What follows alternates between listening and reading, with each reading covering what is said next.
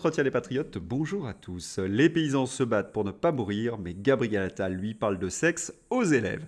Avant de traiter cette information et beaucoup d'autres, vous connaissez le rituel sur cette chaîne, je veux toujours débuter mon journal par remercier ceux qui me permettent de le faire en me finançant à l'aide des merci rémunérateurs. Et aujourd'hui sont à l'honneur des fidèles parmi les fidèles, Raymond, Corsaire, Gary Flaxion, Caroline Darbini, Jean-Luc Périlly et Laurence Henry. Merci à eux du fond du cœur. Et puis vous êtes formidables, vous aidez la réinformation, vous savez quelles sont les menaces qui pèsent sur notre tête, puisque Ursula von der Leyen a été très précise à ce sujet. Alors merci pour les pouces levés, la diffusion sur notre réseaux sociaux et les gentils messages. Allez, on va rentrer dans le vif du sujet. Gabriel Attal. Gabriel Attal assure que l'un des enjeux du pays est de garder son identité française. Mais là, on atteint des niveaux de mensonges stratosphériques, de la propagande XXL. Et tout ça pour gratter quelques voix chez les électeurs de LR ou du Rassemblement national. Ce gouvernement milite pour l'absence de frontières, ce gouvernement milite pour plus de migrants, ce gouvernement milite pour plus de libre-échange et il nous explique que l'un des enjeux du pays est de garder son identité française. À ce niveau-là, c'est presque schizophrénique. Et Gabriel Attal continue. On aura un nouveau programme qui s'appliquera à la rentrée avec pour objectif de réaliser les séances d'éducation à la vie affective, relationnelle et sexuelle, annonce le Premier ministre Gabriel Attal, qui vient de terminer son marathon de questions-réponses devant des Français à Saint-Laurent-d'Agny dans le Rhône. Ah, cela nous rappelle quelque chose. Affective, relationnelle et sexuelle, mais c'est Evras. Alors Evras, c'est un site belge qui nous explique qu'il faut en effet éduquer les plus jeunes à la vie sexuelle. Ce programme Evras avait donc suscité une véritable colère des parents en Belgique. Il y avait même eu des écoles qui avaient été incendiées. Mais qu'est-ce qu'il y a à l'intérieur pour susciter tant de colère ? Eh bien, dès le plus jeune âge, on leur donnait un enseignement qui normalement aurait dû être réservé à des jeunes adultes, notamment sur les sexualités. Vous voyez bien au pluriel, c'est-à-dire qu'on présente à des jeunes filles, à des jeunes garçons, à des enfants, des sexualités homosexuelles, les notions de plaisir, de choix éclairé, de consentement, les questions liées à l'orientation sexuelle et à l'identité de genre. Vous avez compris, c'est un programme LGBT, c'est un programme woke. Dans ces conditions, les parents, évidemment, ne pouvaient pas l'accepter. Et dans la pratique, qu'est-ce que cela donne ? Eh bien, un exemple. Belgique, éduquer les jeunes dès la maternelle à la vie relationnelle, affective et sexuelle avec l'opérateur labellisé Evras. À 9 ans, reconnaître que les partages de sextos et photos nues peuvent être excitants et source de plaisir. Mais qui sont les vrais responsables de cette folie ? On a bien vu l'influence des lobbies LGBT et woke. Mais évidemment, la responsabilité est au sommet. Et quand je parle de sommet, eh bien j'entends l'OMS. Rappelons-nous l'émission que j'avais tournée en mai 2023. L'OMS préconise l'éducation à la sexualité dès la naissance pour que l'enfant découvre son orientation sexuelle. Je ne serais pas surprise de voir bientôt des associations attaquer des écoles qui refusent d'appliquer cette doctrine. Tiens, quelles sont les écoles qui sont en ce moment attaquées sur le sujet? Les écoles privées catholiques. Est-ce qu'il y aurait un lien à creuser? Et Ariane Biran nous avertit. Dès l'âge de 0 ans pour l'OMS, il est très important de déconditionner l'enfant des déterminants sociaux et culturels de la sexualité, notamment les rôles sexuels, l'influence de l'âge sur la sexualité, les normes concernant la nudité, les règles sociales, etc. Attention, ne vous méprenez pas, Ariane Biran donne le point de vue de la LGBT, ce point de vue évidemment qu'elle combat de toutes ses forces. Mais pourquoi veulent-ils absolument une éducation affective, relationnelle et sexuelle? Pourquoi insistent-ils autant sur la transition de genre, par exemple? Est-ce qu'il y aurait des intérêts financiers? Est-ce qu'ils travailleraient pour des lobbies? Je n'en sais strictement rien, mais il y a quelque chose d'assez gênant dans l'actualité, c'est ça. Ben voilà, le monde de Macron, c'est 31 000 € remboursés par la Sécu pour changer de sexe, alors que d'autres qui ont le cancer ne peuvent pas se faire soigner. Nous avons vu dernièrement qu'il n'y avait pas suffisamment de lits de place pour opérer des enfants, que certains hôpitaux étaient obligés de demander des dons pour acheter des scanners. Et on rembourse la transition de genre. Mais ce qui me gêne, quelle est la maladie derrière? Est-ce qu'être un homme ou une femme, c'est une maladie et qu'il faut soigner? Et il faut ajouter que lorsqu'on fait sa transition, eh bien, on doit prendre des médicaments à vie. Miam miam pour les labos. Les médicaments hormonaux sont, après une période de traitement psychologique, la première étape dans le changement physique des transgenres. La dernière étape est l'opération de changement de sexe. Les enfants transgenres ne peuvent recevoir d'hormones de sexe que lorsqu'ils sont âgés d'au moins 16 ans. Ces médicaments doivent être pris à vie. Voilà. Vous imaginez la rentabilité pour les laboratoires, remboursés par la sécurité sociale. Et vous avez notre ami Gabriel Attal qui fait la retape de ce genre de choses. Et dans le même temps, ils attaquent l'éducation privée catholique. On va regarder un petit peu quels sont les meilleurs collèges de France. Je vous avais dit qu'il n'y a pas de match. Et lorsqu'on regarde en effet quels sont les meilleurs collèges, ceux qui obtiennent les meilleures notes, vous n'avez que de l'enseignement privé. Top 15 des meilleures notes au brevet en fonction du nom de l'établissement. Parmi les 86 noms des collèges les plus récurrents, voici le top 15 de ceux qui obtiennent la meilleure moyenne aux écrits du brevet.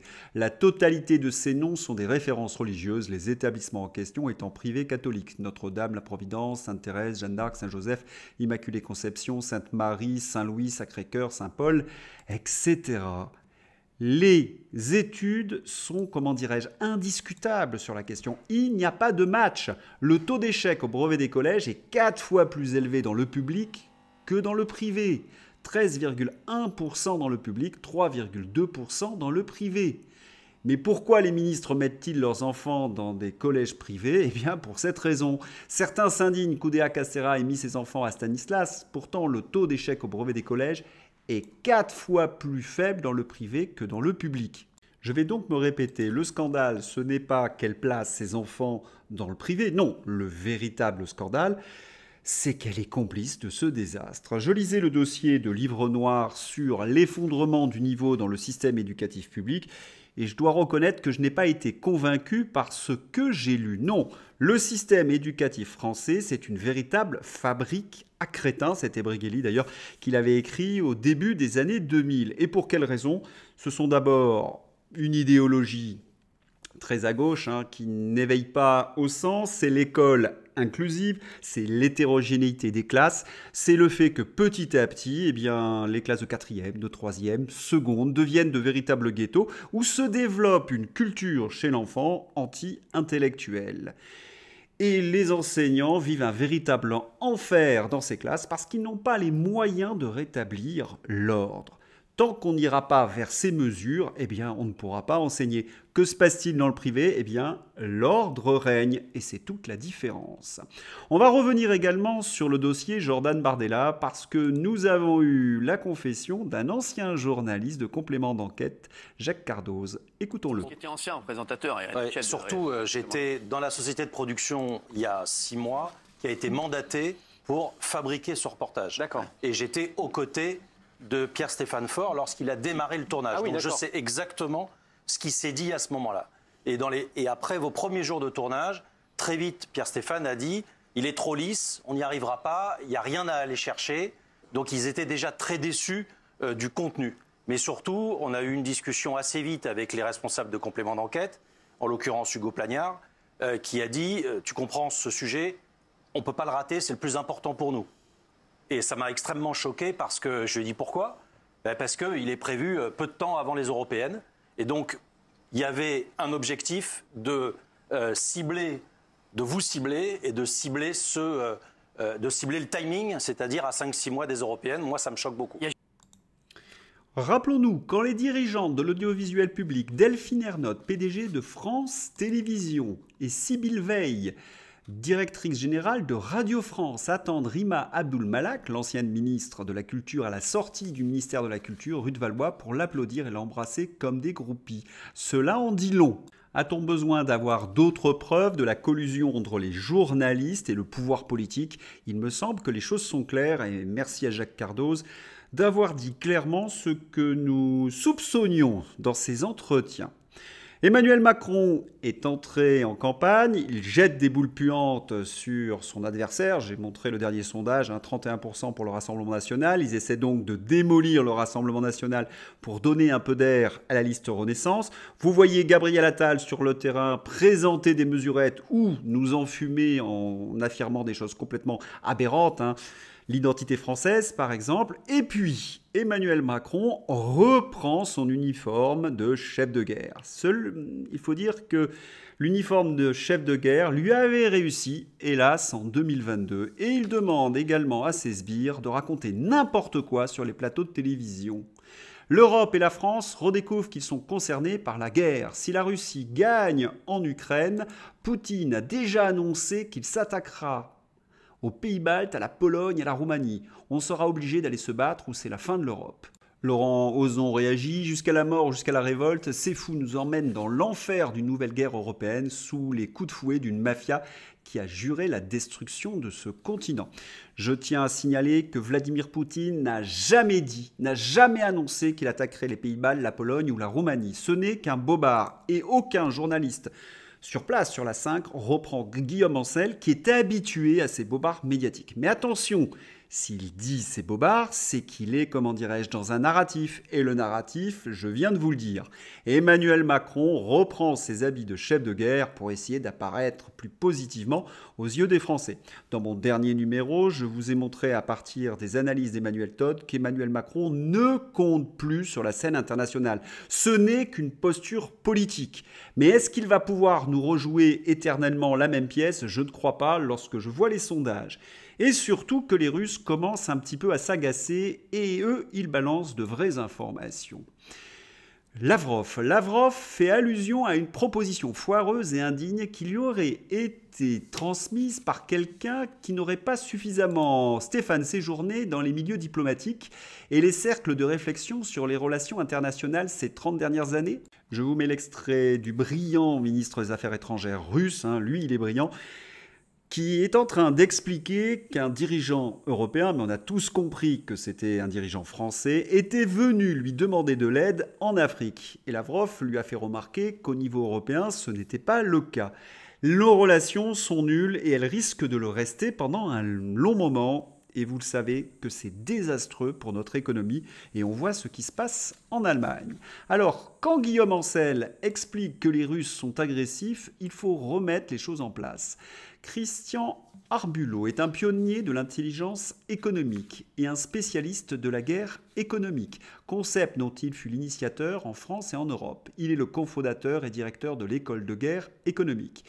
Perception de l'agressivité économique envers les intérêts français. Eh bien, lorsqu'on pose la question à ceux qui sont chefs d'entreprise, ils vous expliquent tous que ce sont les Américains. C'est ce qu'affirmait par ailleurs le général de Gaulle ou François Mitterrand. Tenez, pour ceux qui en douteraient, le groupe Naval, qui est un groupe français, avait signé le contrat du siècle, 60 milliards pour construire des sous-marins pour l'Australie. Eh bien, les Américains ont fait annuler ce contrat et ont récupéré la mise. Et ce sont eux qui vont construire des sous-marins. Mais voilà, ils ne vont pas honorer le contrat tel que le voulaient les Australiens, qui s'aperçoivent qu'eux aussi, eh bien, ils sont gros gens comme dedans. Méthode américaine. Et puis les Américains nous imposent, vous le savez, par la finance mondiale, ce libre-échange qui est en train de tuer notre agriculture et qui augmente le prix, évidemment, de notre panier. Le Parisien, la hausse du prix de notre panier de courses constatée ces 24 derniers mois est, comment dirais-je, vertigineuse. Plus 41,9% pour le beurre doux président. Plus 33,3% pour le papier toilette Lotus ou encore 32,9% pour les yaourts nature Danone. Mais attention, selon les baltringues du gouvernement, je cite, les prix de la consommation augmenteraient de 0,1% sur un mois et de 3,7% sur un an, alors que l'électricité, elle, a augmenté également de 39% sur un an. Et l'inflation serait de 3,7%. Bien étrange, vous ne trouvez pas? Est-ce qu'il y aurait, je ne sais pas, des dyslexiques en mathématiques au gouvernement qui se tromperaient? Ce ne serait pas 3,7 mais 37%. Et nos agriculteurs ne sont pas les responsables, non, ils sont les victimes de ce qui se passe. Il faut bien le comprendre. Ça y est, les médias parlent enfin des agriculteurs en lutte. On sent que la colère monte de façon vertigineuse partout. Les actions de blocage et anti-radar se multiplient. Des routes de plus en plus nombreuses sont bloquées. Macron va tenter d'enfumer, nous le savons, en demandant à ses préfets d'aller voir les agriculteurs ce week-end sur le terrain. Du vent, de l'enfumage, la fausse opposition qui veut rester dans l'Union européenne va faire de même car les élections approchent. Importation ukrainienne déloyale, traité de libre-échange, escrologie pleine de taxes et de normes absurdes, culpabilisation, destruction de la propriété privée. La seule et vraie solution est de reprendre le contrôle de notre souveraineté agricole et alimentaire via le Frexit, la destruction de toutes les entités mondialistes, notre libération. Une petite parenthèse, Donald Trump et le Parti républicain ont promis de ne plus subventionner l'OMS et Davos. Nous avons donc des alliés dans le monde. Et puis, il y a la concurrence déloyale avec les produits ukrainiens. Ils sont produits à très bas coût et ils viennent concurrencer les bons produits français. Et il y a également, comme l'affirme Martial Bide, le soutien militaire. Le coût du soutien militaire apporté par la France à l'Ukraine atteint 3,2 milliards d'euros. Pendant ce temps, nos paysans, nos agriculteurs sont abandonnés alors qu'ils sont le cœur nucléaire de la souveraineté alimentaire de notre pays. Cela ne peut plus durer. Paix en Ukraine et aide aux paysans français.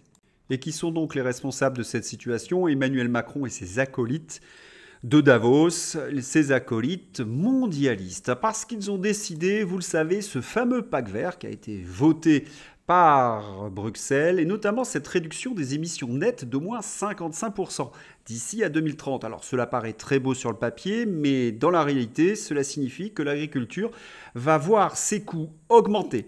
C'est-à-dire qu'en faisant ces réductions d'émissions de 55%, ils augmentent les coûts des agriculteurs français. Et dans le même temps, ils signent des traités de libre-échange avec des pays qui ne respectent pas ce genre de pacte. Ils sont en train, ni plus ni moins, de détruire notre production agricole.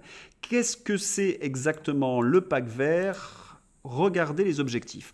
Le pacte vert pour l'Europe est un ensemble de mesures visant à engager l'Union européenne sur la voie de la transition écologique. L'objectif ultime étant d'atteindre la neutralité climatique à l'horizon 2050, ce que ne font pas nos concurrents.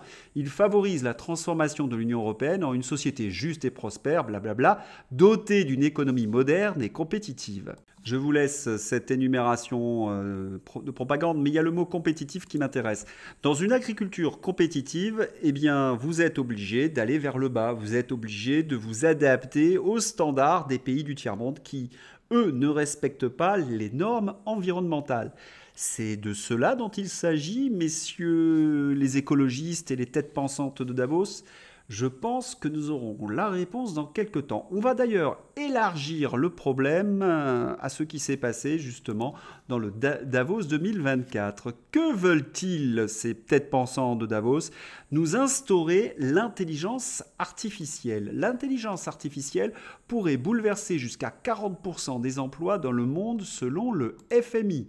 Même pire, certains emplois pourraient disparaître. Jusqu'à 60% des emplois pourraient être ainsi impactés par l'intelligence artificielle dans les économies développées.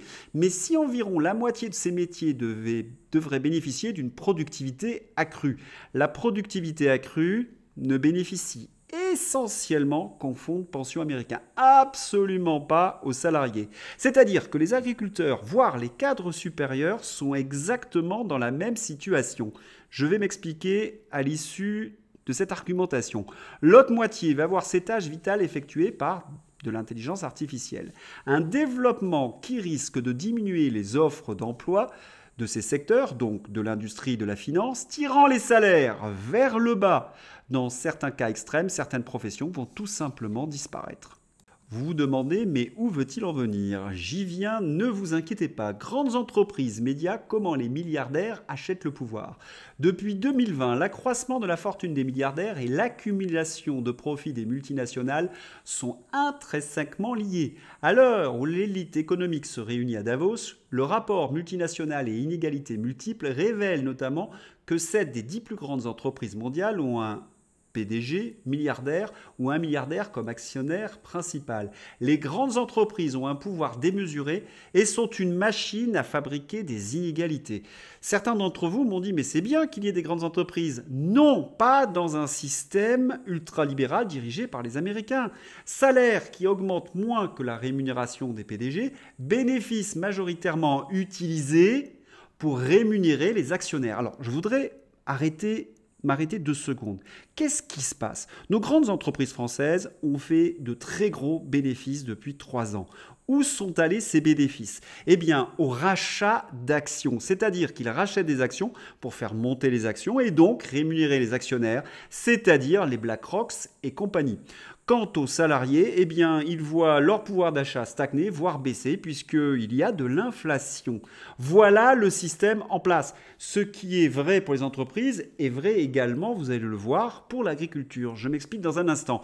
Optimisation fiscale. Les milliardaires veillent avant tout à ce que les multinationales contribuent à leur propre enrichissement au détriment du reste de la population. Ils utilisent par ailleurs leur richesse pour asseoir et conforter leur influence politique, en particulier via leur emprise sur les médias et leurs relations avec les hautes sphères de l'État. C'est ce qu'on appelle ni plus ni moins Davos. Si vous avez bien compris ce système, ils sont en train de trouver des moyens de rentabilité pour faire en sorte que les grandes institutions financières, et notamment les BlackRock et Vanguard, puissent avoir des bénéfices. Et les paysans dans tout ça, eh bien, c'est la même chose. Ce que les agriculteurs n'ont pas compris, c'est qu'en les obligeant de travailler pour rien, cette élite corrompue cherche à racheter leurs terres pour les mettre à disposition des multinationales, c'est-à-dire de nouveaux centres de rentabilité, qui les géreront à la place des paysans, qui deviendront des salariés. Eh bien, c'est ce qu'on appelle le métayer. Cela existait autrefois. Et si nous laissons perdre nos paysans, c'est pas seulement nos produits, ce sont nos paysages, c'est notre culture. Jérôme Bel, sur la colère des agriculteurs face à l'inflation. On ne veut pas être la génération qui a fait mettre la clé sous la porte à des siècles de travail. Ce que dit Jérôme Bel est fondamental. Non seulement les agriculteurs nous nourrissent, mais ils entretiennent nos paysages. Dans ma région, ils datent des Gaulois. Et on laisserait tout tomber, on laisserait nos pâturages, nos haies, nos bocages. Non, c'est pas possible. C'est bien l'âme de la France qui est dans cette manifestation. C'est pour cette raison qu'il faut absolument les soutenir.